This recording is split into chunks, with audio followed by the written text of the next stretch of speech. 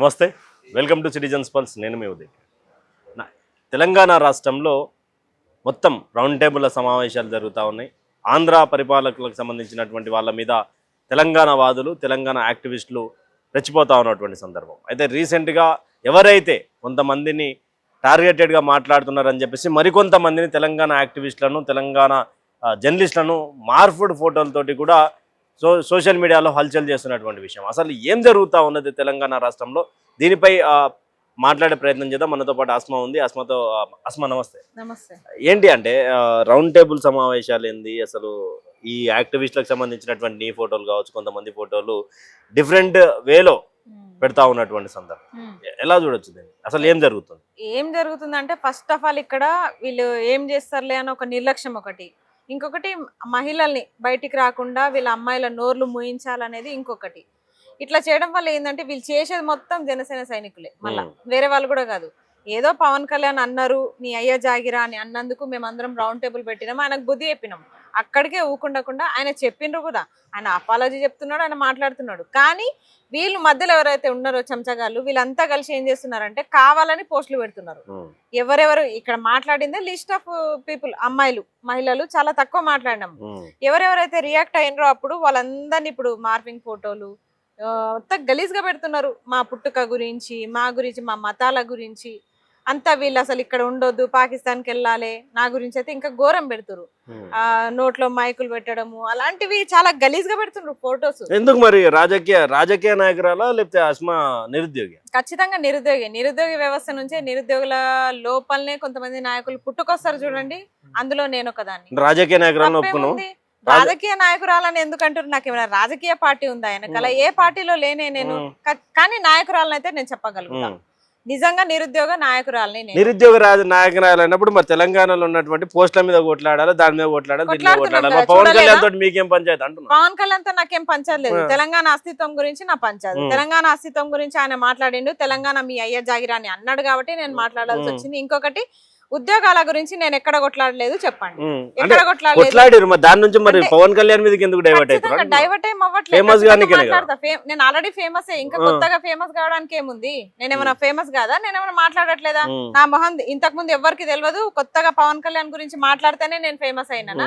పవన్ కళ్యాణ్ అనేటోడు ఎవడు పక్క రాష్ట్రంలో డిప్యూటీ సీఎం, నాకేం సంబంధం ఆయనతోటి? కానీ ఆయన తెలంగాణ నీ అయ్యా జాగిరా అన్నప్పుడు తెలంగాణలో పుట్టిన బిడ్డగా నేను రియాక్ట్ అయినా, తప్పేముంది? ఇంకొకటి, నిరుద్యోగుల గురించి నేను ఎక్కడ కొట్లాడలేదు చెప్పండి. ఏ వ్యవస్థలో కొట్లాడలేదో చెప్పండి. గ్రూప్స్ కోసం గానీ, పోలీస్ ఆస్పిరెంట్స్ కోసం గానీ, మా గురుకుల, డిఎల్, డిగ్రీ లెక్చరర్, డిఎస్సి ఎక్కడైనా నేనున్నా. కానీ ఇప్పుడు ఎవరైతే ఇప్పుడు వస్తున్నారో వాళ్ళు అంటున్నారేమో, కానీ ఖచ్చితంగా తెలంగాణ అస్తిత్వం చదివిన వ్యక్తిగా, తెలంగాణ ఉద్యమ చరిత్ర చదివిన ఒక నిరుద్యోగిగా నేను ఖచ్చితంగా రియాక్ట్ అవుతా. కేవలం నిరుద్యోగుల గురించే మాట్లాడు అని అంటే అది ఎట్లయితది? అంటే నీ ముందల ఒకరిని పొడిచి చంపేసినా నువ్వు చూస్తూ అట్లే ఉండిపోతావు అంటే నువ్వేం మనిషివి? తెలంగాణలో సమస్యలు లేవా? చాలా ఉన్నాయి. రైతుల గురించి రౌండ్ టేబుల్ సమావేశాలు మాట్లాడినా నేను నా వాయిస్ వినిపించకపోతే నన్ను అడగండి. ఎందుకంటే అక్కడ ఒక ప్రొఫెసర్ నాగేశ్వరరావు సారు, కేవీఆర్ అన్న, వీళ్ళంతా మన తెలంగాణ బిడ్డలే. వాళ్ళ నుంచి ఒకరు 3rd డిగ్రీ తీసుకున్నారు, ఇంకొకటి వ్యక్తిత్వ ఆహ్వానానికి గురయ్యారు. కాబట్టి వాళ్ళు రౌండ్ టేబుల్ పెట్టిర్రు. రౌండ్ టేబుల్ పెట్టినప్పుడు మన వాయిస్ కూడా అక్కడ ఇంపార్టెంట్. ఎందుకంటే బయట మనం కూడా మాట్లాడుతున్నాం. నా ఛానల్లో ఏదో ఇన్స్టాలను, నేను కూడా యూట్యూబ్ లోనో నేను మాట్లాడినా కాబట్టి నన్ను కూడా ఇన్వైట్ చేసారు, నేను కూడా పోయి మాట్లాడినా. కానీ ఒక సమావేశం ఏర్పాటు చేయడం అంటే దాని ఉద్దేశము 10 మంది కూర్చొని, మేధావులు కూర్చొని చర్చించడము. ఇప్పుడు నిరుద్యోగుల గురించి చాలా రౌండ్ టేబుల్ జరిగినాయి అంతకుముందు, చూడండి కావాలంటే నా ఇన్స్టాలో చూడండి. నాకు తెలుసు నిరుద్యోగుల సమస్యల మీద నువ్వు నిరంతరం పోరాడుతావు, బాగుంటుంది. ఎందుకు రాజకీయ రంగు పులుముకునే ప్రయత్నం చేస్తున్నావు? రాజకీయ రంగు ఏం పులుముకోవట్లే. ఇంకొకటి, రైతుల గురించి కూడా మీరు అంటున్నారు కదా, ఆ రౌండ్ టేబుల్లో కూర్చున్న ఏ వ్యక్తి అయినా సరే ఒక్కరు కూడా కాకుండా వెళ్ళలేదా? పృథ్వన్న రైతుల దగ్గరికి వెళ్ళలేదా? రగన్న రైతుల దగ్గరికి వెళ్ళలేదా? ఈ మిగతా జర్నలిస్టులు రైతుల దగ్గరికి వెళ్ళలేదా? ధాన్యం కొనుగోలు చేయకపోతే పట్టుకొని చూపించలేదా? వీడియోస్ లేవా? ఇప్పుడు నేను కూడా నా పరంగా నేను ఒక వాయిస్ వినిపించలేదా? రైతు బంధులు వస్తలేవని చెప్పేసి మాట్లాడలేదా? తెలంగాణ సమస్యల పట్ల ఏ సమస్య గురించి మేము మాట్లాడలేదో చెప్పండి. నాకు రావాల్సిన స్కూటీ గురించి అడిగినా, నాకు రావాల్సిన నిరుద్యోగ వృత్తి గురించి అడిగినా, నాకు రావాల్సిన 2500 గురించి అడిగినా, నాకు రావాల్సిన ఉద్యోగాల గురించి అడుగుతున్నా, అన్ని అడుగుతున్నా. నేను ఎక్కడ మిస్ చేసినాం చెప్పండి. ఇక్కడ సమస్యలు మాట్లాడుతున్నాము. ఇంకొకటి ఈ సమస్య కూడా మన రాష్ట్రం మీద దువ్వే ప్రయత్నం చేసిరు కాబట్టి, మన అస్తిత్వం మీద దువ్వే ప్రయత్నం చేసిరు కాబట్టి మాట్లాడాలి. అంటే ఇప్పుడు కేవీఆర్ సంబంధించినటువంటిది విషయంలో థర్డ్ డిగ్రీ అన్నారు. కేవీఆర్ అనే ఛానల్ ఎప్పుడన్నా చూసినావా? చూసిన తెలంగాణకు సంబంధించినటువంటి అంశం మీద గానీ, తెలంగాణ అస్తిత్వం మీద గానీ, తెలంగాణ సమస్యల మీద గానీ ఏ రోజు మాట్లాడినటువంటి వ్యక్తి మీద తెలంగాణ బిడ్డ అని చెప్పేసి పూర్తిగా మీరు సపోర్ట్ చేయడం ఎంతవరకు కరెక్ట్ అంటున్నారు? ఈ ప్రశ్న మీకు సోషల్ మీడియాలో తాకుతుంది. ఓకే ఓకే నేను చెప్తా, దీనికి ఆన్సర్ చెప్తా. ఆయన ఏపీకి సంబంధించిన న్యూస్ చదువుతున్నారంటే మరి హైదరాబాద్ లో కూడా చాలా మంది జర్నలిస్టులు ఉన్నారు, ఏపీకి సంబంధించిన వ్యక్తులు ఉన్నారు, వాళ్ళు కూడా తెలంగాణ న్యూసే చదువుతున్నారు స్టిల్ ఇప్పటికి. మహా న్యూస్ గానీ చాలా న్యూస్లు కూడా మెయిన్ స్ట్రీమ్ మీడియా ఛానల్స్ అన్ని ఏపీకి సంబంధించిన మీడియానే. మళ్ళీ వాళ్ళని తన్ని తరమేయలేదు మరి. ఇది స్వేచ్ఛా ప్రకటన, ఎవరైనా భావ ప్రకటన ఎక్కడైనా మాట్లాడాలి. రెండు మేనేజ్ చేస్తారు కదా. రెండేది మేనేజ్ చేస్తారు. ఆస్మా నిరుద్యోగుల తరపున పోరాడుతుంది, ప్రజా సమస్యల తరపున పోరాడుతుంది, రెండు ఉన్నాయి కదా. మరి కేవీఆర్ అనే వ్యక్తి ఆంధ్ర పాలిటిక్స్ మాట్లాడతాడు కానీ తెలంగాణ సమస్యల మీద ఏ రోజు మాట్లాడలేదు అనేది ఆస్మా కింద కామెంట్ చదివిన. ఎందుకు కేవీఆర్ సపోర్ట్ చేస్తున్నావు నువ్వు ఆస్మా అని? ఓకే, మరి నేను కూడా అదే సూటి ప్రశ్న అడుగుతున్నా. మరి అక్కడ జర్నలిస్టులు కూడా ఇక్కడ వచ్చి బతుకుతున్నారు, బతుకుదేరు కోసం తెలంగాణ న్యూస్ నే ఎందుకు చదువుతున్నారు? ఏపీ న్యూస్ ని ఎందుకు చదువుతలేరు? మీరు ఎందుకు చదువుతలేరు? ఇక్కడ వ్యక్తి కూడా ఆయనకి అక్కడ స్వేచ్ఛ ఉంది, అక్కడ మాట్లాడే స్వేచ్ఛ ఉంది కాబట్టి ఆయనకు ఆ న్యూస్ నచ్చిందేమో, ఆయన ఆ రంగాన్ని ఎంచుకున్నాడు, తప్పేముంది? ఆయనకి ఏ ఫీల్డ్, ఎవరికైనా ఏ స్వేచ్ఛకి ఏ రంగానికైనా ఇంట్రెస్ట్ ఉంటది, దాంట్లోనే పార్టిసిపేట్ చేస్తారు. ఇప్పుడు మాకు చదువుతో పాటు సామాజిక సమస్యల పైన కూడా మాకు కొట్లాడాలనే కోరిక, ఇంట్రెస్ట్ ఉంది కాబట్టి మేము కొట్లాడుతున్నాం. నన్ను అడిగిన క్వశ్చన్ కి ఇప్పుడు ఆయన అక్కడ న్యూసే ఎందుకు చదువుతున్నాడు అంటే ఇక్కడ ఉన్న ఏపీ న్యూస్ చదువుతున్నాను నేను అనలే. ఎందుకు ఆంధ్ర పాలిటిక్స్ లో ఇంట్రెస్ట్ ఉన్న వ్యక్తి మీద దాడి జరగంగానే తెలంగాణ వాదం గుర్తుకొచ్చింది కొంతమందికి అని అంటున్నా. మరి ఆయన తెలంగాణ బిడ్డ కాబట్టి ఆంధ్ర పాలిటిక్స్ అంటే ఇష్టం వచ్చినట్టు మాట్లాడు. ఖచ్చితంగా ఇక్కడ ఉంటున్న వ్యక్తులు దేని గురించి మాట్లాడట్లేదా? ఓన్లీ తెలంగాణ గురించే మాట్లాడుతున్నారా? చెప్పండి, మరి ఓన్లీ తెలంగాణ గురించే మాట్లాడుతున్నారా?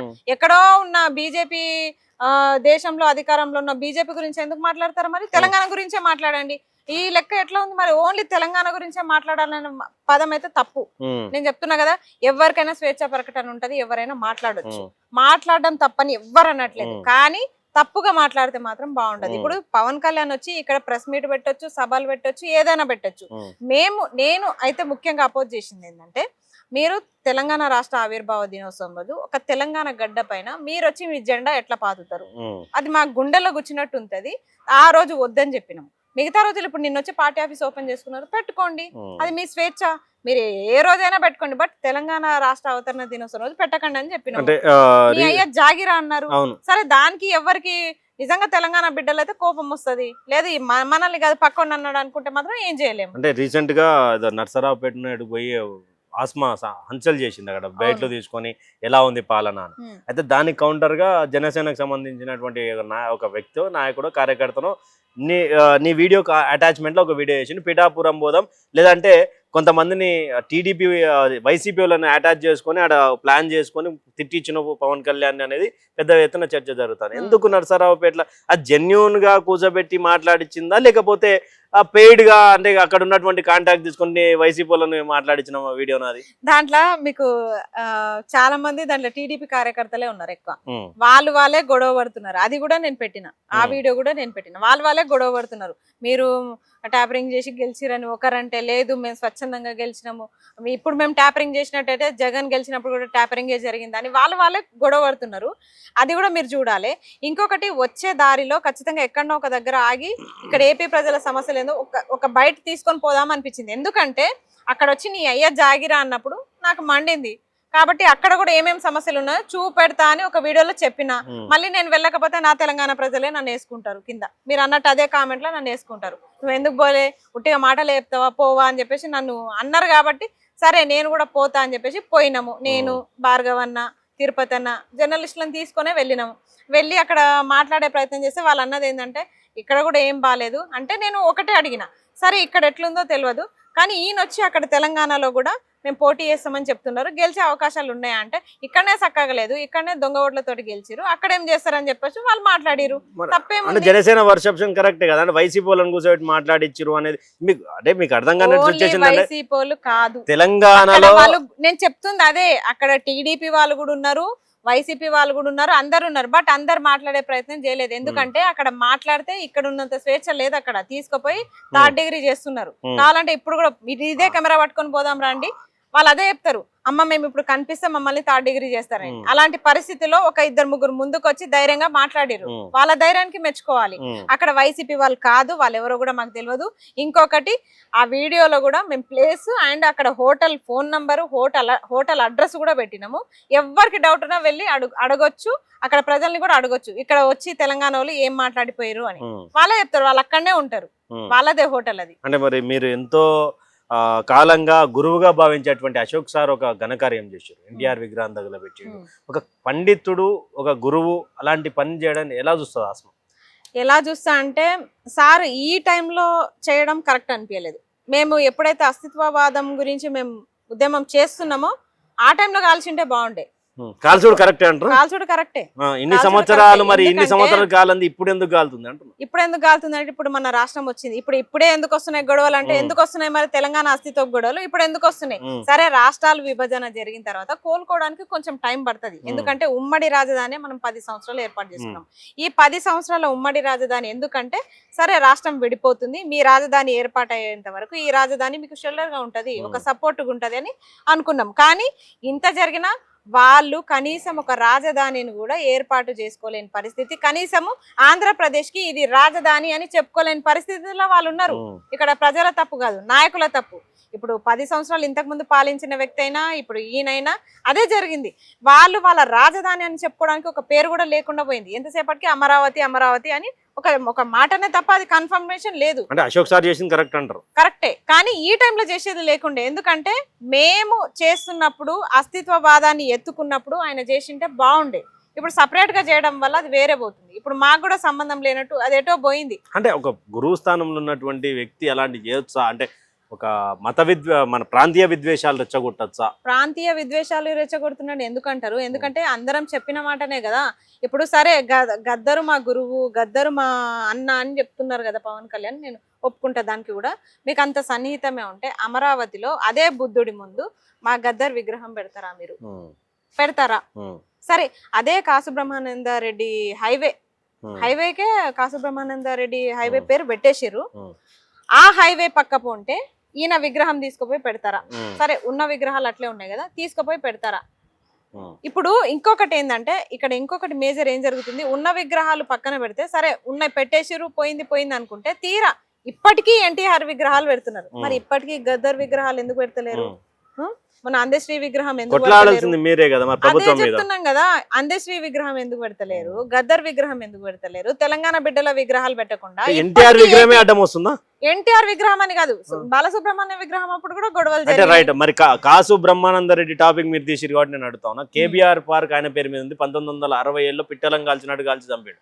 మరి కేబీఆర్ పార్క్ పేరు మార్చాలా, కేబీఆర్ పార్క్ విగ్రహం ముందు విగ్రహం తీసేయాలని ఎందుకు కొట్లాడలేకపోతారు? ఎందుకు కొట్లాడలేరు? తప్పదే. విగ్రహం కాల్చాల్సింది నల్గొండల కాదు, ఫస్ట్ వచ్చి ఇక్కడ ఎన్టీఆర్ విగ్రహం కాదు, ఇక్కడ ఈ విగ్రహం ఎందుకు కాల్చలేదని మాకు కూడా అదే డౌట్ వస్తుంది. ఫస్ట్ ఆఫ్ ఆల్ ఇక్కడ కాల్చాల్సింది కదా. హైదరాబాద్ వచ్చి ఎవరు అడ్డుకుంటారు? చాలా మంది ఆ విగ్రహం తీసేయాలనే ఉన్నారు, ఆ పేరు మార్చాలనే ఉన్నారు కదా తెలంగాణ బిడ్డలంతా. అట్లాంటప్పుడు ఈ విగ్రహం కాల్చాల్సింది, ఇక్కడ ఈ విగ్రహం మీద పడాల్సింది. కానీ అశోక్ సార్ చేసిన తప్పు అదొక్కటే. నల్గొండ పోయి ఎన్టీఆర్ విగ్రహం మీద ఎవరు లేనప్పుడు ఆ విగ్రహం మీద పడడం తప్పు. పట్టపగలు ఇక్కడ వచ్చి విగ్రహాన్ని కూలగొట్టింటే అందరం కూడా సపోర్ట్ చేస్తాం. కాసు బ్రహ్మానంద రెడ్డి విగ్రహాన్ని కానీ కేబీఆర్ పేరు మార్పు కానీ చేసే అంత ఉందా? ఎందుకు లేదు, ఎందుకు లేదు, చేయగలుగుతారా? ఇప్పుడు రేవంత్ రెడ్డి గవర్నమెంట్ ఉన్నంత వరకు ఇంపాసిబుల్.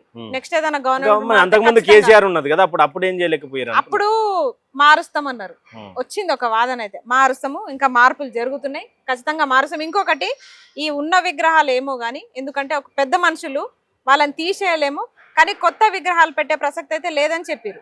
కానీ ఇప్పుడు ఏం జరుగుతుంది, ఈ కాంగ్రెస్ గవర్నమెంట్ వచ్చిన తర్వాత ఒకటి ఎన్టీఆర్ విగ్రహం పెట్టిరు, పెడతానే ఉన్నారు, ఇంకా బాలసుబ్రహ్మణ్యం విగ్రహం పెట్టిరు. ఇప్పుడు రోషయ్యది గాని వైఎస్ఆర్ది గాని పెట్టండి, ప్రజలు ఒప్పుకుంటారు. చాలా ప్రజలకు సేవ చేసిన వాళ్ళు ఒప్పుకుంటాం. కానీ వీళ్ళిద్దరు పిట్టల్ని కాల్చినట్టు కాల్చి తెలంగాణకు ద్రోహం చేసిన వాళ్ళ విగ్రహాలు పెడితే ఒప్పుకోము, ప్రజలు అనే మాటనే కదా. అందులో మేము అంటున్నాం అదే మాట.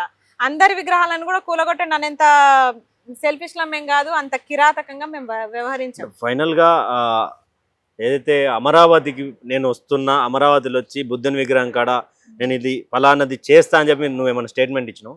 నేను ఏం చేస్తా అని చెప్పిన ఖచ్చితంగా ఖచ్చితంగా పవన్ ని ఓడిస్తా అని చెప్పిన. ఎందుకంటే మీ అయ్య స్టేట్మెంట్ మీద ఉందా అది? ఇచ్చిన. ఎప్పుడు వెళ్తున్నారు మరి? పిఠాపురానికా? పిఠాపురం కాదు, అమరావతి బుద్ధుని విగ్రహం కాడికి ఎప్పుడు వెళ్తున్నారు? వెళ్తా, ఖచ్చితంగా వెళ్తా. ఎందుకంటే ఇప్పటికైనా వీళ్ళు ఆగుతారేమో అని చెప్పేసి అనుకున్నా, కానీ వాళ్ళు ఆగట్లే. ఇప్పటికీ మమ్మల్ని ట్రోలింగ్ చేస్తున్నారు. ఇంకా దౌర్భాగ్యం ఏంటంటే ఇప్పుడు మీరు నన్ను ఇన్ని క్వశ్చన్స్ అడుగుతున్నారు కదా, మరి మాకు వచ్చిన ఒక ఫొటోస్ గురించి, మా తల్లిదండ్రులని తిట్టిన తిట్ల గురించి ఎందుకు మాట్లాడతలేరు? నేను ఎందుకు అడగలేదు? నిన్న జనసేన నాయకులతోటి క్లియర్ గా చెప్పిన, ఎందుకు ఒక ఆడబిడ్డలకు సంబంధించిన ఒక ఆడబిడ్డలు మీరు గాని ఆయన గాని చూసిరా? ఎవరిది? మాకు పెట్టిన పోస్టర్లు గాని. నేను నీ ఫోటో చూసిన రియాక్ట్ అయినా నా ఫోన్ లో వాట్సాప్ లో అది కూడా నీకు చూపిస్తాను. సమాధానం ఏంది? సమాధానం అన్న, పవన్ కళ్యాణ్ చంపుతురు, పవన్ కళ్యాణ్ తిడుతురు, పవన్ కళ్యాణ్ టార్గెట్ గా మాట్లాడుతున్నారు, పవన్ కళ్యాణ్ వీళ్ళకి ఏం అన్యాయం చేసిన అన్న రోజులు వాళ్ళు మాట్లాడి. పవన్ కళ్యాణ్ పర్సనల్ గా ఏ రోజు తిట్టలేను. పవన్ కళ్యాణ్ గారు మీ జనసేన సైనికులకి చెప్పండి అనే చెప్తున్నాం. ఇప్పటికీ అదే మాట చెప్తున్నా నేను. వాళ్ళకి బుద్ధులు నేర్పండి, ఒక మీటింగ్ పెట్టి వాళ్ళకి కొంచెం క్రమశిక్షణ తరగతులు చెప్పండి. లేదంటారా వాళ్ళ క్రమశిక్షణ? లేదు కాబట్టి ఇట్లా పెడుతున్నారు. ఇప్పుడు పవన్ కళ్యాణ్ ఏం పర్సనల్ గా పెట్టలేదు నాకు. పవన్ కళ్యాణ్ అస్సలు పెట్టలేదు. నేను ఇప్పటికీ అదే మాట చెప్తున్నా. ఎవరైతే కింద ఉన్నారో చెంచగాళ్ళు వీళ్ళు పెడుతురు, వాళ్ళు కూడా నిజంగా చదువుకున్నారో లేదో. చదువుకున్న వాళ్ళు అయితే కొంచెమన్నా ఆలోచిస్తారు. ఎప్పుడన్నా అనిపించింది ఆస్మా ఎందుకు అనవసరంగా దీంట్లోకి వచ్చి నేను ట్రోలింగ్ లకు గురవుతున్నా?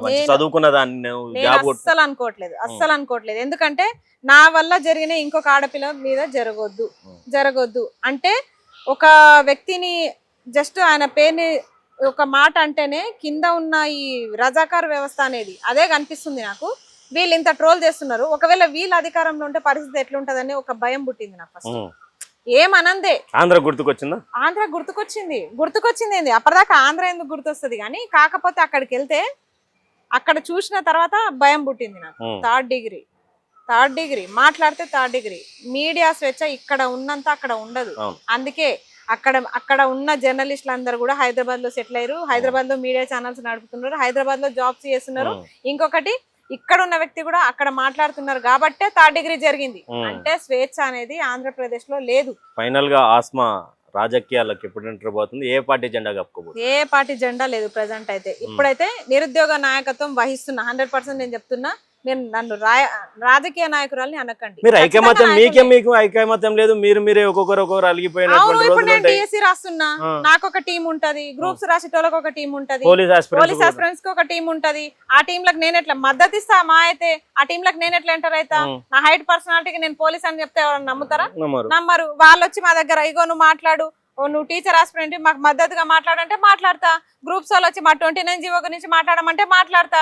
అలాగే మా టీచర్ ఆస్పిరెంట్స్ నేను కూడా అడుగుతా, మద్దతు ఇవ్వండి అంటే వాళ్ళు ఇస్తారు. అంతేతో ఖచ్చితంగా గ్రూప్స్ ఉంటాయి. ఇప్పుడు రాజకీయ నాయకులకి లేవా గ్రూప్స్? అందరికి ఉన్నాయి. ఇప్పుడు డిప్యూటీ సీఎం కి పడట్లే, అట్లాంటి మంత్రులకు పడట్లే. వీళ్ళందరూ సపరేట్ పాలన చేయట్లేదా కాంగ్రెస్ పార్టీలో గానీ బీఆర్ఎస్ లో అయినా? ఇందులో కూడా అంతే. అందరి మనస్తత్వాలు ఒకటేలాగా